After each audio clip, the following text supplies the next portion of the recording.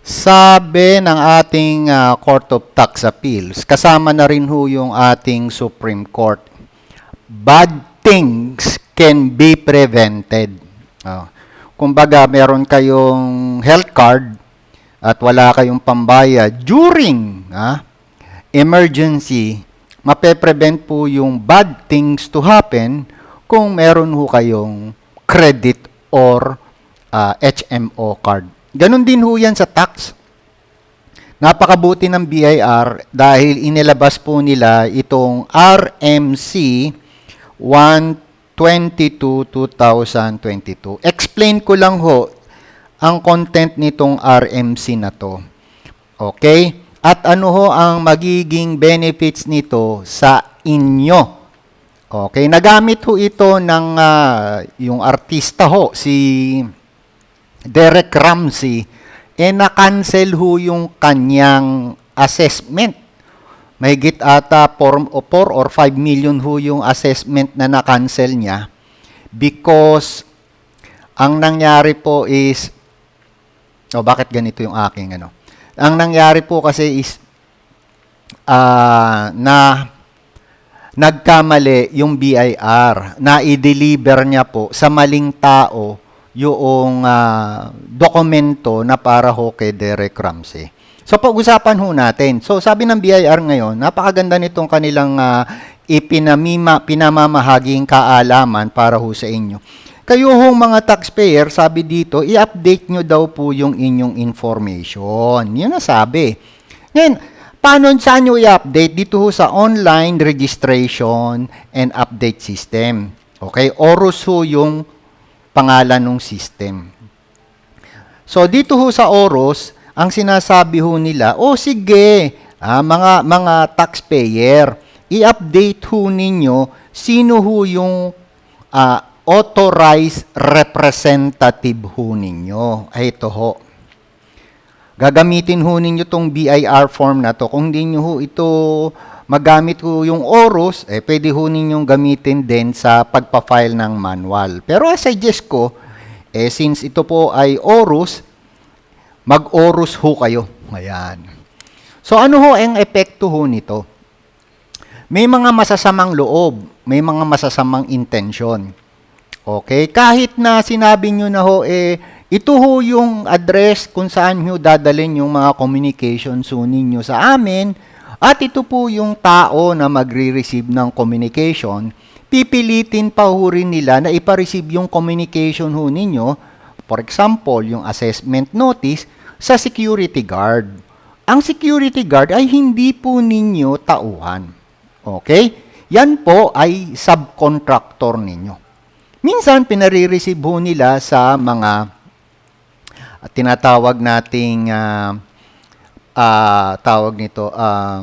mga tauhan ho ninyo na wala namang relationship sa negosyo, walang relationship po sa accounting, yan ho yung mga driver, yan ho yung mga tinatawag nating mga messenger nyo, wala ho yan, pinare-receive ho nila.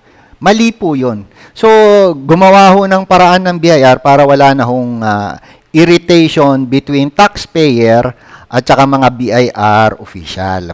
Ano ho yung ginawang sistema? System ho kasi ito Sabi dito, ikaw taxpayer, para wala ng away, gumamit ka nitong S1905, registration update. Sabihin mo sa amin kung sino yung authorized representative mo. Ang kagandahan ho kasi dito, hindi sinabi kung kailan magdi-deliver, saan i-deliver, paano i-deliver, at paano yung pagre-receive at paano yung pagse-serve.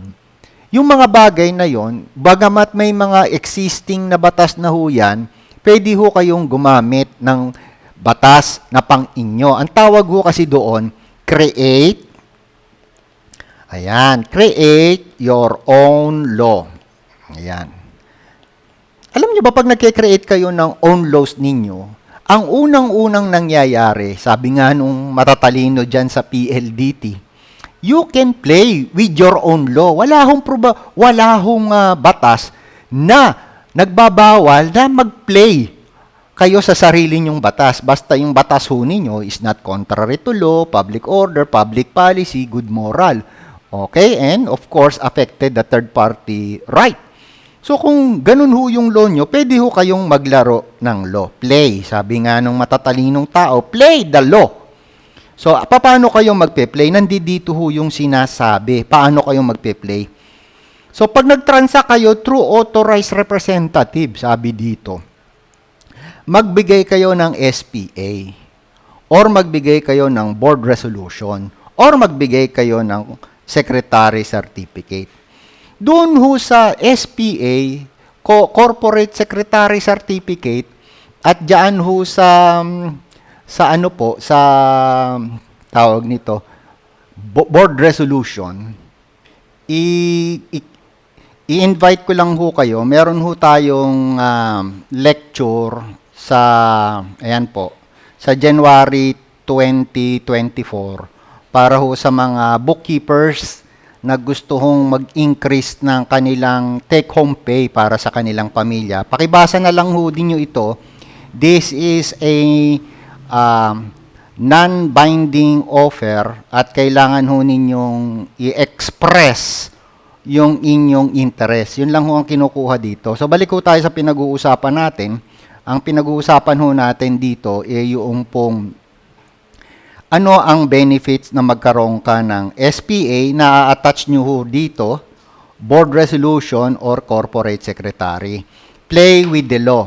Ayan. So, pwede ho nyo ilagay doon kailan sila pupunta, sino magre-receive ng specific document, anong oras sila pupunta, kanino nila hindi dapat ibigay yung mga documents. Okay? At kailan kayo sasagot.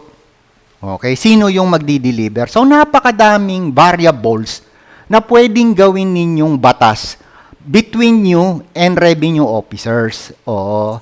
Okay? So, kasi contracting party kayo eh. So, pag contracting party kayo, you can create your own provisions of the law. Okay? Yan ho yung tinuturo natin sa bylaws. Kung paano ninyo gagamitin yung bylaws ngayon.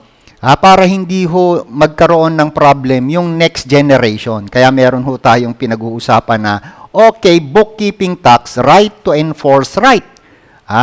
Para yung next generation, hindi nyo na ma-experience. Ayaw nating ma-experience. Ako, ayaw kong pa-experience sa mga anak ko.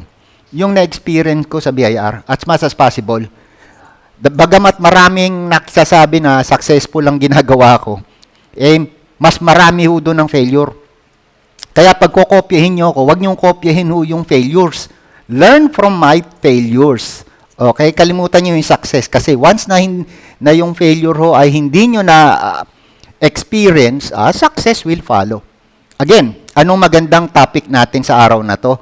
Gumawa ho kayo nito. Immediately, authorized representative po. Kailangan meron na ho kayo niyan as of December 2023 para ho yung mga letter of authority ho ninyo, yung inyo pong mga assessment notice, hindi ho ipadala ng mga BIR official kung kani-kanino. Okay? So with that mga ka-taxpayer kung minamahal, peace and happiness be with you for life. Attend ho tayo, magpadala na ho kayo ng email sa akin tungkol ho sa January 2024. Not necessarily na tatanggapin ko ho kayo. So with that, marami pong salamat.